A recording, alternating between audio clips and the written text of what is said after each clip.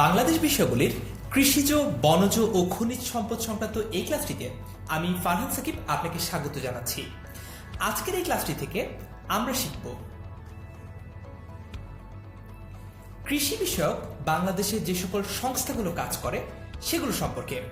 আমরা জানব বাংলাদেশের খাদ্যশস্য উৎপাদন সম্পর্কে, আমরা জানব বনজ সম্পদ সম্পর্কে, সুন্দরবন সম্পর্কে জানব যেটি পৃথিবীর সবচেয়ে বড় ম্যানগ্রোভ ফরেস্ট। আমরা কথা বলবো জ্বালানি বিদ্যুৎ ব্যবস্থা এবং খনিজ সম্পদ নিয়ে। চলুন তাহলে দেরি না করে শুরু করা যাক। প্রথমেই আমরা বাংলাদেশের কৃষি বিষয়ক কিছু সংস্থা সম্পর্কে সংক্ষেপে একটু জেনে নিই। আমরা প্রথমে কথা বলবো বাংলাদেশ কৃষি গবেষণা ইনস্টিটিউট বা বারি নিয়ে, যেটি গাজীপুরের জয়দেবপুরে অবস্থিত। বারি বা বাংলাদেশ এগ্রিকালচারাল রিসার্চ ইনস্টিটিউট, এটি বাংলাদেশের সবচেয়ে বড় গবেষণা প্রতিষ্ঠানগুলোর একটি। এই প্রতিষ্ঠানটি ফসলের উচ্চ ফলন, পুষ্টিমান সমৃদ্ধ ও প্রতিকূল পরিবেশ সহিষ্ণু ফসল উৎপাদন ও উদ্ভাবন নিয়ে কাজ করে। ফসলের টেকসই উৎপাদন ও প্রযুক্তি নিয়েও কাজ করে বারি বা বাংলাদেশ কৃষি গবেষণা ইনস্টিটিউট। তারপর আমরা কথা বলবো বাংলাদেশ ধান গবেষণা ইনস্টিটিউট বা BRRI নিয়ে। BRRI এর পূর্ণরূপ হচ্ছে বাংলাদেশ রাইস রিসার্চ ইনস্টিটিউট, যেটিও গাজীপুরের জয়দেবপুরে অবস্থিত। বাংলাদেশ ধান গবেষণা ইনস্টিটিউট বাংলাদেশ কৃষি মন্ত্রণালয়ের অধীনস্থ একটি স্বায়ত্তশাসিত প্রতিষ্ঠান। এর সবচেয়ে বড় অর্জন হচ্ছে প্রতিকূল ও অপ্রতিকূল অর্থাৎ যে কোনো পরিবেশের উপযোগী উচ্চ ফলনশীল আধুনিক ধানের জাত উদ্ভাবন করা। বাংলাদেশ ধান গবেষণা ইনস্টিটিউট এই পর্যন্ত 102টি উচ্চ ফলনশীল আধুনিক ধানের জাত উদ্ভাবন করেছে, যার মধ্যে 95টি ইনব্রিড এবং 7টি হাইব্রিড। এবং BRRI বা বাংলাদেশ ধান গবেষণা ইনস্টিটিউট অবস্থিত গাজীপুরের জয়দেবপুরে, যেটি আমরা আগেই জেনেছি। তারপর আমরা কথা বলবো BJRI নিয়ে। BJRI এর পূর্ণরূপ হচ্ছে বাংলাদেশ জুট রিসার্চ ইনস্টিটিউট বা বাংলাদেশ পাট গবেষণা ইনস্টিটিউট, এটি ঢাকার মানিক মিয়া এভিনিউতে অবস্থিত। বাংলাদেশ পাট গবেষণা ইনস্টিটিউট বাংলাদেশে পাট গবেষণা নিয়ে কাজ করে থাকে। পাট ও পাট জাতীয় আঁশ এই ধরনের যে গবেষণাগুলো রয়েছে সেটির একমাত্র প্রতিষ্ঠান হচ্ছে বাংলাদেশে BJRI। তারপর কথা বলবো BTRI নিয়ে, যার পুনরূপ হচ্ছে বাংলাদেশ টি রিসার্চ ইনস্টিটিউট বা বাংলাদেশ চা গবেষণা ইনস্টিটিউট, এটি মৌলভীবাজারের শ্রীমঙ্গলে অবস্থিত। বাংলাদেশ চা গবেষণা ইনস্টিটিউট বাংলাদেশ চা বোর্ডের অধীনস্থ একটি স্বায়ত্তশাসিত প্রতিষ্ঠান। BTRI এর 8টি গবেষণা বিভাগ রয়েছে। তারপর BSRTI, পুনরূপ হচ্ছে Bangladesh sericulture research and training institute বা বাংলাদেশ রেশম গবেষণা ও প্রশিক্ষণ ইনস্টিটিউট, অবস্থিত রাজশাহীতে। বাংলাদেশ রেশম চাষ গবেষণা ও প্রশিক্ষণ ইনস্টিটিউট একটি স্বায়ত্তশাসিত জাতীয় গবেষণা প্রতিষ্ঠান, যা সেরিকালচার বা রেশম চাষ সম্পর্কিত গবেষণা পরিচালনা করে থাকে এবং বাংলাদেশের সেরিকালচার শিল্পকে পৃষ্ঠপোষকতা করে থাকে।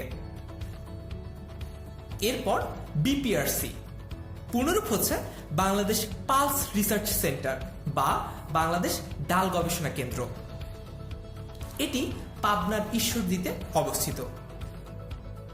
তারপর এখন আমরা বাংলাদেশের পাট ও চা সম্পদ সম্পর্কিত কিছু গুরুত্বপূর্ণ তথ্য জানব। বাংলাদেশ পাট গবেষণা ইনস্টিটিউট প্রতিষ্ঠিত হয় 1951 সালে। তারপর আমরা জানব জুটনের আবিষ্কারক কে। জুটনের আবিষ্কারক হচ্ছেন ডক্টর মোহাম্মদ সিদ্দিকুল্লাহ। নিশ্চয়ই মাথায় প্রশ্ন আসছে যে জুটন এই জিনিসটা আসলে কি। জুটন হচ্ছে পাট ও তুলা আঁশের মিশ্রণে তৈরি এক ধরনের তন্তু। একটা সুনির্দিষ্ট প্রক্রিয়ার মাধ্যমে তুলার আঁশের তৈরি বস্ত্র বা কাপড়ের বিকল্প হিসেবে এক ধরনের নতুন বস্ত্র উদ্ভাবনের জন্য পাট ও তুলার আঁশ নির্দিষ্ট অনুপাতে মেশানো হয়। পাটকে অন্যান্য কৃত্রিম ও প্রাকৃতিক তন্তুর সাথে মেশানোর জন্য একই ধরনের কৌশল অবলম্বন করা হয় এবং এটিকেই বলা হচ্ছে জুটন, যার আবিষ্কারক ডক্টর মোহাম্মদ সিদ্দিকুল্লাহ।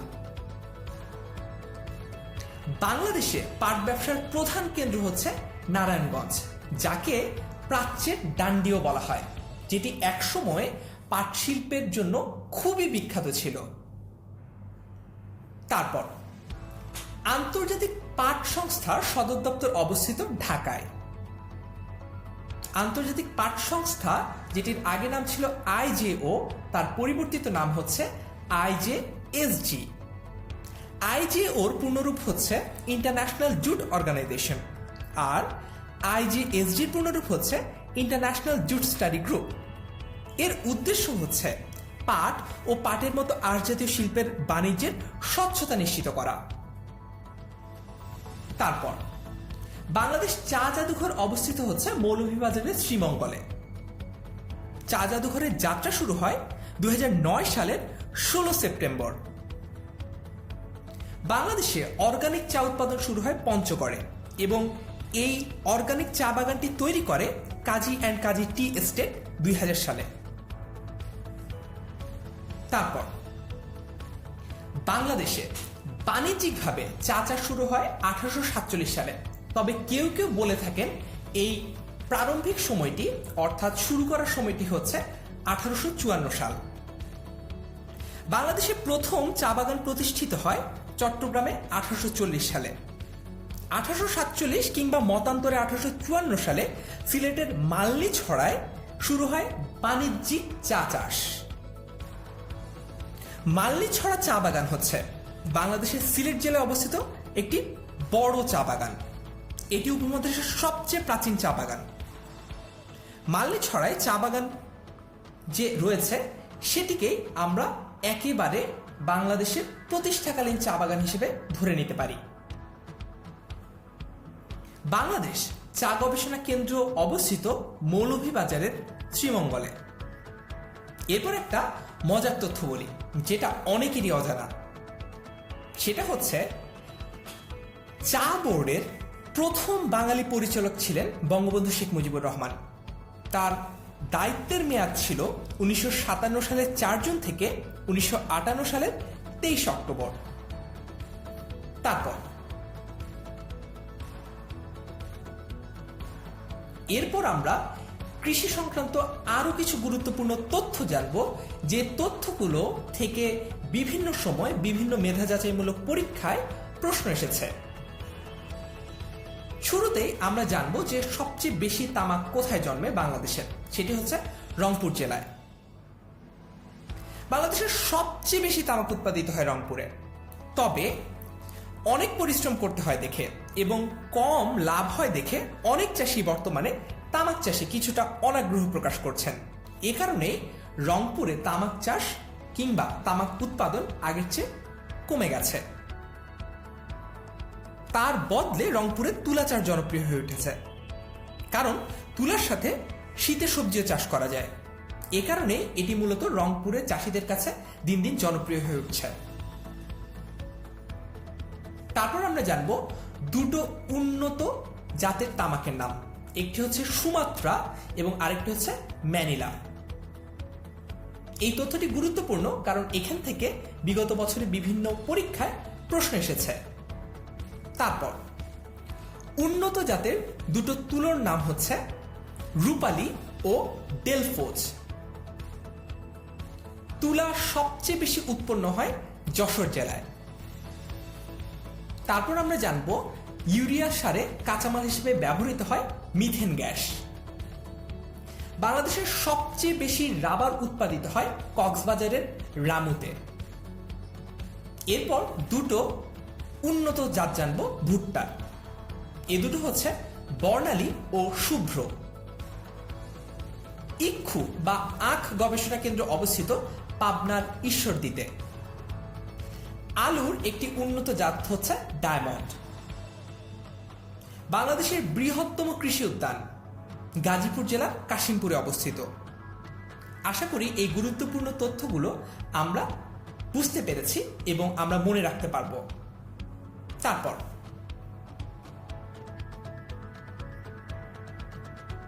এখন আমরা খাদ্যশস্য উৎপাদনের কিছু হিসেব জেনে নেব। এর উৎস হচ্ছে বাংলাদেশ পরিসংখ্যান ব্যুরো এবং হিসেবগুলো আমরা লক্ষ মেট্রিক টনে জানব।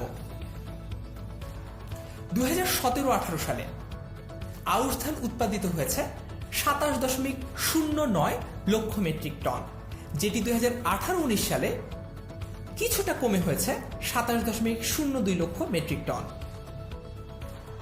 2017-18 সালে আমন ধানের উৎপাদন হয়েছে 139.94 লক্ষ মেট্রিক টন, যেটি 2018-19 সালে বেড়ে দাঁড়িয়েছে 141.34 লক্ষ মেট্রিক টন। বোরো এই ধানের উৎপাদন 2017-18 সালে হয়েছে 195.76 লক্ষ মেট্রিক টন, যেটি কিনা 2018-19 সালে বেড়ে দাঁড়িয়েছে 196.23 লক্ষ মেট্রিক টন। অর্থাৎ মোট চাল উৎপাদন 2017-18 সালে হয়েছে 362.79 লক্ষ মেট্রিক টন এবং 2018-19 সালে হয়েছে 364.59 লক্ষ মেট্রিক টন। 2017-18 সালে গমের উৎপাদন হয়েছে 11.53 লক্ষ মেট্রিক টন। 2018-19 সালে গমের উৎপাদন হয়েছে 12.87 লক্ষ মেট্রিক টন। 17-18 সালে ভুট্টার উৎপাদন হয়েছে 38.93 লক্ষ মেট্রিক টন, যেটি 2018-19 সালে কমে দাঁড়িয়েছে 38.28 লক্ষ মেট্রিক টন। অর্থাৎ 2017-18 সালে উৎপাদিত মোট খাদ্যশস্যের পরিমাণ হচ্ছে 413.25 লক্ষ মেট্রিক টন, যেটি 2018-19 সালে বেড়ে দাঁড়িয়েছে 415.74 লক্ষ মেট্রিক টন। তারপর এখন আমরা বাংলাদেশের বনজ সম্পদ সম্পর্কে জানব। বাংলাদেশের মোট বনভূমির পরিমাণ হচ্ছে 25 লক্ষ হেক্টর। সরকারি হিসেব মতে বাংলাদেশে 17.02% বনভূমি রয়েছে মোট ক্ষেত্রফলের। তবে বাংলাদেশের এই বনভূমির পরিমাণ নিয়ে বিভিন্ন বিতর্ক বা বিভিন্ন মত রয়েছে। জাতিসংঘের কৃষি ও খাদ্য সংস্থা FAO 2018 সালের এক রিপোর্টে বলেছে বাংলাদেশের মোট ভূখণ্ডের 13% রয়েছে বনভূমি, যেটি কিনা সরকারি হিসেব বলছে 17.02%। তারপর মধুপুর বনাঞ্চলের প্রধান বৃক্ষ হচ্ছে শাল। ভাওয়ালের বনাঞ্চল অবস্থিত গাজীপুর জেলায়। পরিবেশের জন্য কোন গাছটি ক্ষতিকর এটিকে আমরা জানি। এই গাছটি হচ্ছে ইউক্যালিপটাস। 2019 সালে সরকারি উদ্যোগে এই ক্ষতিকর ইউক্যালিপটাস গাছ অপসারণের জন্য বিভিন্ন পরিকল্পনা হাতে নেওয়া হয়। তারপর উপকূলীয় সবুজ বনাঞ্চল তৈরি করা হয়েছে 10টি জেলায়। 1966 সাল থেকে উপকূলীয় বনাঞ্চল তৈরি করা শুরু হয়। বাংলাদেশ বিশ্বের প্রথম সফল উপকূল বনায়নকারী দেশ। উপকূলীয় অঞ্চলকে জলোচ্ছ্বাস ও উপকূলীয় ভাঙন থেকে রক্ষা করতে এই বনাঞ্চলগুলো গুরুত্বপূর্ণ ভূমিকা পালন করে থাকে। এখন তাহলে জেনে নেওয়া যাক কোন 10টি জেলায় এই উপকূলীয় বনাঞ্চল তৈরি করা হয়েছে। যেই 10টি জেলায় উপকূলীয় সবুজ বনাঞ্চল তৈরি করা হয়েছে সেই 10টি জেলা হচ্ছে পটুয়াখালী, চট্টগ্রাম, লক্ষ্মীপুর, ভোলা, নোয়াখালী, ফেনী, বাগেরহাট, পিরোজপুর, বরিশাল ও ঝালকাঠি। তারপর বিভাগ অনুসারে সবচেয়ে বেশি বনভূমি রয়েছে চট্টগ্রামে আর সবচেয়ে কম বনভূমি রয়েছে বিভাগ অনুসারে রাজশাহীতে। বাংলাদেশ বন গবেষণা ইনস্টিটিউট প্রতিষ্ঠিত হয়েছে বা অবস্থিত চট্টগ্রামে। তারপর আমরা জানব গরান গাছের ছাল থেকে তৈরি করা হয় রং। এটিও একটি গুরুত্বপূর্ণ তথ্য, কারণ বিগত বছরে বিভিন্ন প্রশ্নে এটি এসেছে। ধুন্দুল কাঠ এটি পেন্সিল তৈরিতে ব্যবহৃত হয়। আর বৈলাম বৃক্ষ এটি জন্মে বান্দরবানের বনাঞ্চলে। এই বৈলাম বৃক্ষ হচ্ছে বাংলাদেশের দীর্ঘতম বৃক্ষ, যার উচ্চতা গড়ে 240 ফুট পর্যন্ত হয়ে থাকে। তারপর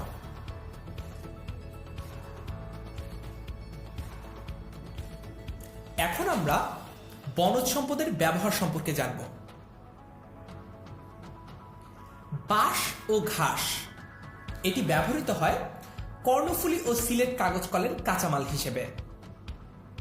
গর্জন ও জারুল এটি ব্যবহৃত হয় রেলপথের স্লিপার তৈরিতে। চাপালিশ ও গামারি ব্যবহৃত হয় সাম্পান ও নৌকা তৈরিতে। সেগুন গাছের কাঠ ব্যবহার করা হয় আসবাবপত্র তৈরিতে। শাল এটি ব্যবহার করা হয় ঘর বানাতে, টেলিফোন, বৈদ্যুতিক তারের খুঁটি বানাতে ও আসবাবপত্র তৈরি করতে। গেওয়া, ধুন্দল ও শিমুল ব্যবহৃত হয় দিয়াশলাই ও পেন্সিল তৈরিতে। গোলপাতা ব্যবহৃত হয় ঘরের ছাউনি হিসেবে। কুর্চি ব্যবহৃত হয় ছাতার বাট তৈরিতে। আমরা অনেকেই গ্রামাঞ্চলে এখনো ব্যবহৃত বিভিন্ন কাঠের বাটের তৈরি ছাতা দেখেছি, যেগুলো কিন্তু অনেক টেকসই হয়। তো এই যে কাঠগুলো, সেগুলো হচ্ছে কুর্চি থেকে তৈরি। ছাতিম ব্যবহৃত হয় টেক্সটাইল পণ্য তৈরিতে। আশা করি কোন কোন বনজ সম্পদগুলো কোন কোন ক্ষেত্রে ব্যবহৃত হয় সেটি আমরা বুঝতে পেরেছি। তারপর এখন আমরা জানব সুন্দরবন সম্পর্কে। সুন্দরবনের বাংলাদেশে যতটুকু অংশ অবস্থিত তার ক্ষেত্রফল হচ্ছে ৬,০১৭ বর্গ কিলোমিটার। সুন্দরবনের ৬২% বাংলাদেশে এবং ৩৮% ভারতে অবস্থিত। অর্থাৎ সুন্দরবনের এই ৬২%-এর ক্ষেত্রফল হচ্ছে ৬,০১৭ বর্গ কিলোমিটার। এই সুন্দরবনে ৩৩৪ প্রজাতির উদ্ভিদ এবং ৩৭৫ প্রজাতির বন্যপ্রাণী রয়েছে। সুন্দরবনের নামকরণ করা হয়েছে সুন্দরী গাছের আধিক্যের কারণে। পৃথিবীর সবচেয়ে বড় ম্যানগ্রোভ ও টাইডাল বা স্রোতজ বন হচ্ছে সুন্দরবন। আর যে সুন্দরীর কথা বললাম, যার নামানুসারেই সুন্দরবনের নামকরণ করা হয়েছে, সেটি এই পুরো বনের ৭০% জুড়ে রয়েছে। তার পাশাপাশি রয়েছে গেওয়া, ঝামটি, গরান, কেওড়া, গোলপাতা ইত্যাদি গাছ। সুন্দরবনে ৩টা অভয়ারণ্য রয়েছে। এগুলো হচ্ছে কটকা, দক্ষিণ নীলকমল এবং পশ্চিম মান্দারবাড়িয়া। দেশে ব্যবহৃত কাঠের শতকরা ৬০% আসে সুন্দরবন থেকে। তারপর আমরা জানব পাগমার্ক সম্পর্কে। বাঘ গণনায় ব্যবহৃত একটি পদ্ধতি হচ্ছে এই পাগমার্ক। এই পদ্ধতিতে যেখানে বাঘের পায়ের পাতা বিশ্লেষণ করে গণনা করা হয় যে আসলে কয়টি বাঘ একটি বনাঞ্চলে অবস্থান করছে। আরেকটা পদ্ধতি হচ্ছে ক্যামেরা ট্র্যাপিং। বাঘের ছবি দিয়ে ডোরাকাটা বিশ্লেষণ করে বাঘের সংখ্যা বের করা হয়। ২০১৮ সালে হিসেব অনুযায়ী বাংলাদেশে সুন্দরবন অঞ্চলে বাঘের সংখ্যা ছিল ১১৪টি। সুন্দরবন দিবস হচ্ছে ১৪ ফেব্রুয়ারি। সুন্দরবনকে ইউনেস্কো ওয়ার্ল্ড হেরিটেজ হিসেবে ঘোষণা করে ১৯৯৭ সালের ৬ ডিসেম্বর। সুন্দরবনকে স্পর্শকারী বাংলাদেশের ৫টি জেলা হচ্ছে খুলনা, বরগুনা, সাতক্ষীরা, পটুয়াখালী এবং বাগেরহাট।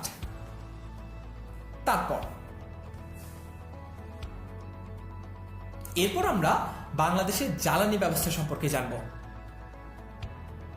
বাংলাদেশের প্রধান খনিজ সম্পদ হচ্ছে প্রাকৃতিক গ্যাস। বাংলাদেশের প্রথম গ্যাস ক্ষেত্র আবিষ্কৃত হয় ১৯৫৫ সালে। ১৯৫৫ সালে আবিষ্কৃত হওয়ার পর প্রথম গ্যাস উত্তোলন করা হয় ১৯৫৭ সালে। গ্যাস উত্তোলনের জন্য সমগ্র দেশকে ভাগ করা হয় ২৩টি ব্লকে। স্থল ব্লকের পাশাপাশি সমুদ্রেও গ্যাস ব্লক রয়েছে ২৬টি, গভীর সমুদ্রে ১৫টি এবং অগভীর সমুদ্রে ১১টি। বাংলাদেশের সবচেয়ে বড় গ্যাস ক্ষেত্র হচ্ছে তিতাস। তিতাস গ্যাস ফিল্ড ১৯৬২ সালে প্রতিষ্ঠিত হয় ব্রাহ্মণবাড়িয়াতে। সুন্দরপুর গ্যাস ক্ষেত্র আবিষ্কার করে বাপেক্স। তারা এটি ২০১১ সালে আবিষ্কার করে। বাখরাবাদ গ্যাস ক্ষেত্র অবস্থিত কুমিল্লায়। দেশের প্রথম সামুদ্রিক গ্যাস ক্ষেত্রের নাম হচ্ছে সাঙ্গু। এটি আবিষ্কৃত হয় 1996 সালে। 1998 সাল থেকে গ্যাস উত্তোলন করা শুরু হয় এবং 2013 সালে গ্যাস উত্তোলন শেষ হওয়ার পর এটি পরিত্যক্ত ঘোষণা করা হয়। সাঙ্গু গ্যাস ক্ষেত্রটি অবস্থিত হচ্ছে 16 নং ব্লকে। তারপর আমরা জানব মাগুরছড়া গ্যাস ক্ষেত্রটি কোথায় অবস্থিত। এটি মৌলভীবাজারে অবস্থিত। এই মাগুরছড়া গ্যাস ক্ষেত্রটির সাথে জড়িয়ে আছে যুক্তরাষ্ট্রের কোম্পানি অক্সিডেন্টালের নাম। মাগুরছড়া গ্যাস ক্ষেত্রে অগ্নিকাণ্ড ঘটে 1997 সালে। টেংরাটিলা গ্যাস ক্ষেত্রে অগ্নিকাণ্ড ঘটে 2005 সালে। প্রথমটি 7 জানুয়ারি এবং পরেরটি হচ্ছে 24 জুন। কানাডার নাইকো কোম্পানির দায়িত্বে ছিল এই গ্যাস ক্ষেত্রটি। তারপর আমরা জানব রাষ্ট্রীয় তেল গ্যাস অনুসন্ধান ও উত্তোলনকারী প্রতিষ্ঠানের নাম, সেটি হচ্ছে বাপেক্স বা Bangladesh petroleum exploration and production company. Bapex প্রতিষ্ঠিত হয় 1989 সালে। এটি দৈনিক 110 ঘনফুট গ্যাস উত্তোলন করে এবং 6টি গ্যাস ক্ষেত্র নিয়ে এটি কাজ করে। তারপর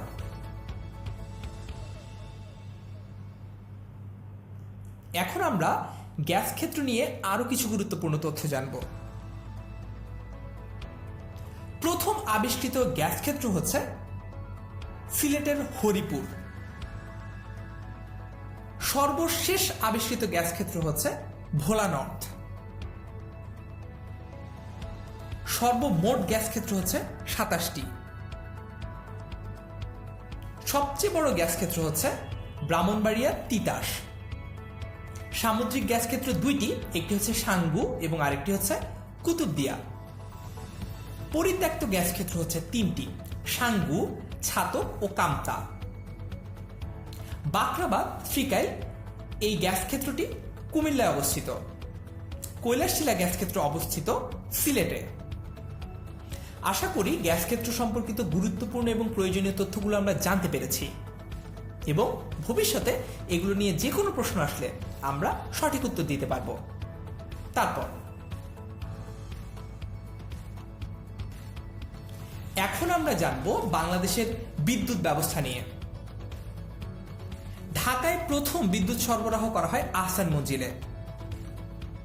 নবাব আহসানুল্লাহর উদ্যোগে ও অর্থায়নে 1901 সালে আহসান মঞ্জিলে একটি জেনারেটর স্থাপন করা হয়। বোল্টন নামের একজন ব্রিটিশ নাগরিক সুইচ টিপে এই বিদ্যুৎ কার্যক্রমের উদ্বোধন ঘোষণা করেন। ঢাকা নগরীতে প্রথম বিদ্যুৎ বিতরণ করে অক্টোভিয়া স্টিল কোম্পানি। নবাব আহসানুল্লাহর আর্থিক পৃষ্ঠপোষকতায় অক্টোভিয়া স্টিল কোম্পানি আহসান মঞ্জিল ও ঢাকার বিভিন্ন গুরুত্বপূর্ণ সড়কে বিদ্যুৎ সরবরাহ করে। বাণিজ্যিকভাবে 1919 সালে ডেফকো নামক একটি ব্রিটিশ কোম্পানির মাধ্যমে বিদ্যুৎ সরবরাহ করা শুরু হয়। তারপর বাংলাদেশে পারমাণবিক বিদ্যুৎ প্রকল্প গ্রহণ করা হয় 1961 সালে। প্রকল্পটির নাম হচ্ছে রূপপুর পারমাণবিক বিদ্যুৎ প্রকল্প, যেটি আমরা ছবিতেও দেখতে পাচ্ছি। রূপপুর পারমাণবিক বিদ্যুৎ কেন্দ্র 2015 সালের 25 ডিসেম্বর 2400 মেগাওয়াট বিদ্যুৎ উৎপাদন ক্ষমতা সম্পন্ন পারমাণবিক বিদ্যুৎ কেন্দ্র হিসেবে বানানোর উদ্যোগ গ্রহণ করা হয় এবং এটি নির্মাণ করতে রাশিয়ার অ্যাটমস্ট্রয় এক্সপোর্ট নামে একটি প্রতিষ্ঠানের সঙ্গে বাংলাদেশ সরকার চুক্তিবদ্ধ হয়। বিদ্যুৎ কেন্দ্রটির প্রথম ইউনিট 2023 সালে এবং দ্বিতীয় ইউনিট 2024 সালের অক্টোবরে উৎপাদন করতে পারবে বলে আশাবাদ ব্যক্ত করা হয়েছে। বিদ্যুৎ কেন্দ্রটি 60 বছর ধরে বিদ্যুৎ উৎপাদন করবে। এই রূপপুর পারমাণবিক প্রকল্প অবস্থিত হচ্ছে পাবনার ঈশ্বরদীতে। তারপর বেসরকারি খাতে দেশের বৃহত্তম বিদ্যুৎ কেন্দ্র হচ্ছে মেঘনাঘাট। মেঘনাঘাট বিদ্যুৎ কেন্দ্রটি গ্যাস টারবাইনের মাধ্যমে বিদ্যুৎ উৎপাদন করে। এটি নির্মাণ করেছে আমেরিকান কোম্পানি AES কর্পোরেশন। এরপর তারা ব্রিটিশ কোম্পানি সিটিসি গ্লোবালকের কাছে এটি বিক্রি করে দেয়। গ্লোবালেক আবার তা বিক্রি করে মালয়েশিয়ান কোম্পানি প্যান্ডেকার এনার্জির কাছে। বর্তমানে তারাই এটির মালিকানা ধারণ করছে। বাংলাদেশ ভারত বিদ্যুৎ সঞ্চালন কেন্দ্র অবস্থিত কুষ্টিয়ার ভেড়ামারায়। 2018 সালে দক্ষিণ পশ্চিমাঞ্চলের সবচেয়ে বড় বিদ্যুৎ কেন্দ্র Bheramara 410 megawatt combined cycle power plant এর আনুষ্ঠানিক উদ্বোধন ঘোষণা করা হয়।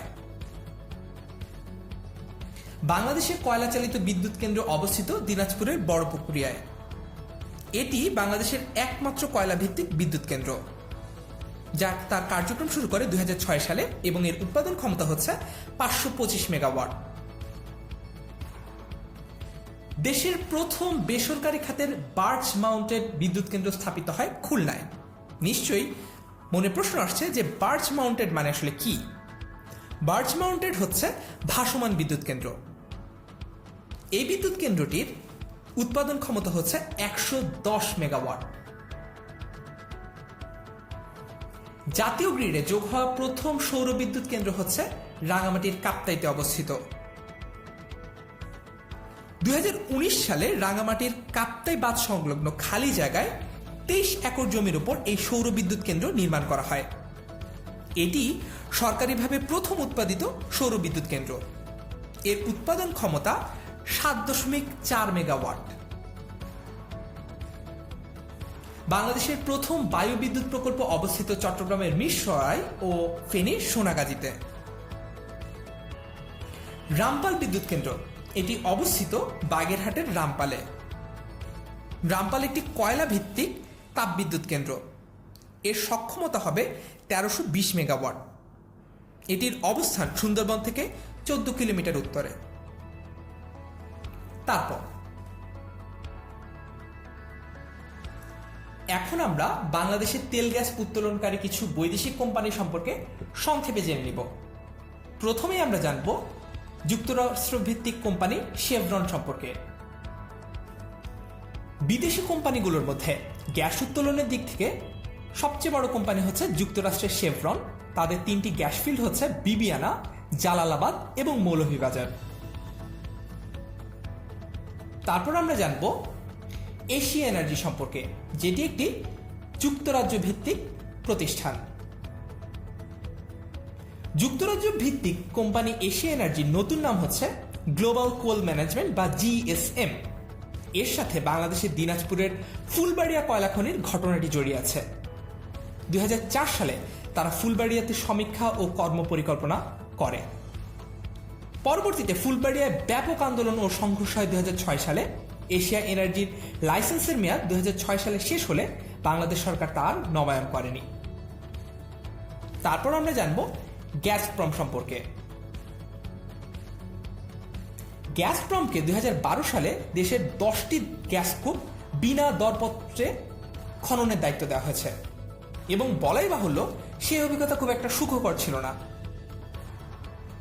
গ্যাসপ্রমের সেই দফায় খনন করা গ্যাস কূপগুলোর 5টি পানি উঠে ও বালু উঠে বন্ধ হয়ে যায়। এই 5টি গ্যাসকূপ ছিল তিতাস 20, তিতাস 21, সেমুতাং 6, বেগমগঞ্জ 3 এবং শাহবাজপুর 4। সেগুলো পরে বাপেক্সকেই মেরামত করে গ্যাস উত্তোলনের উপযোগী করার দায়িত্ব নিতে হয়। ভোলা দ্বীপের গ্যাস ক্ষেত্র নিয়ে কাজ করে এই গ্যাসপ্রম। এরপর নাইকো।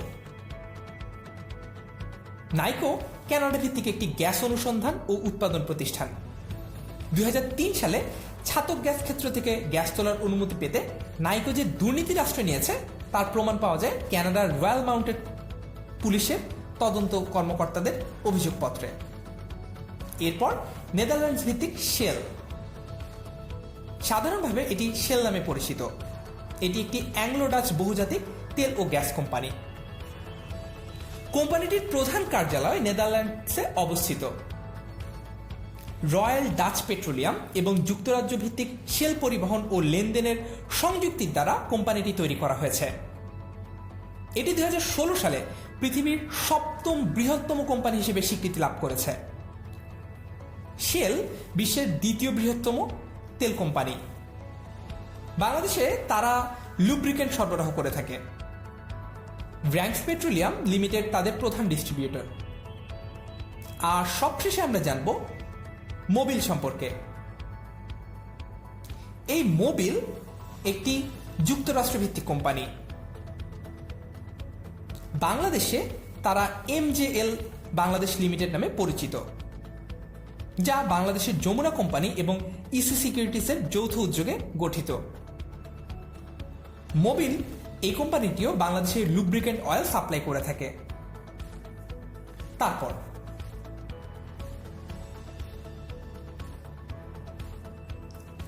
এখন আমরা বাংলাদেশের অন্যান্য কিছু খনিজ সম্পদ সম্পর্কে গুরুত্বপূর্ণ তথ্য জানব।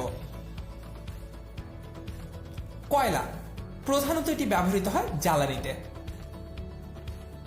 নীরব খনির দেশ হিসেবে আমরা চিনি বাংলাদেশকে।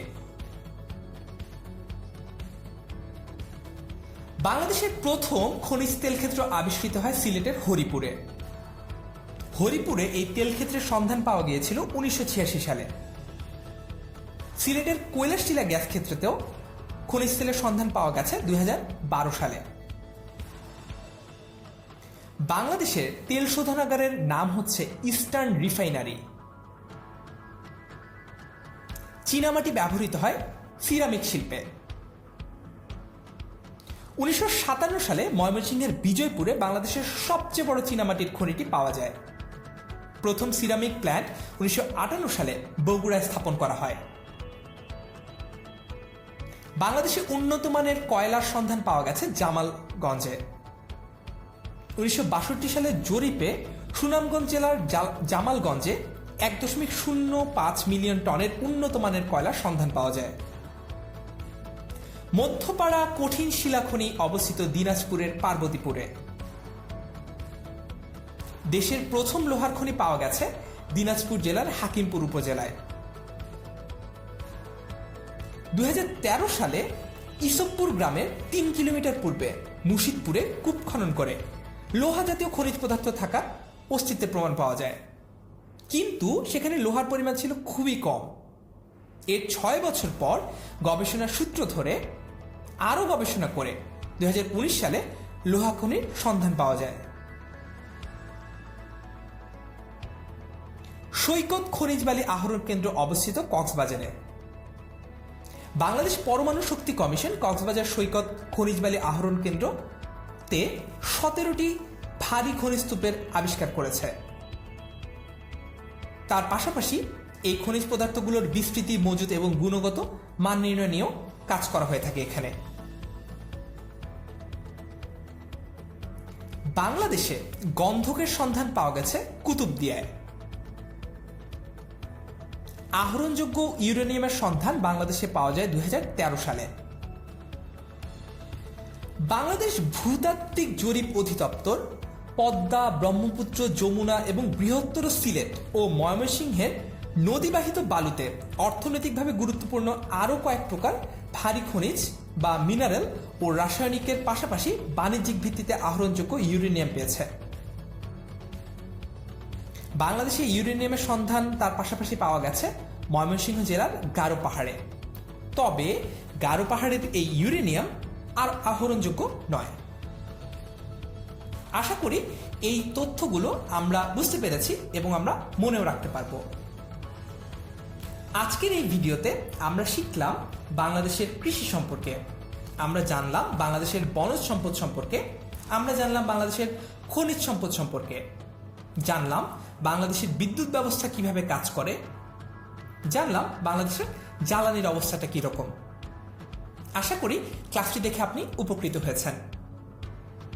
আমার সাথে এতক্ষণ থাকার জন্য আপনাকে ধন্যবাদ। দেখা হচ্ছে পরের ক্লাসে।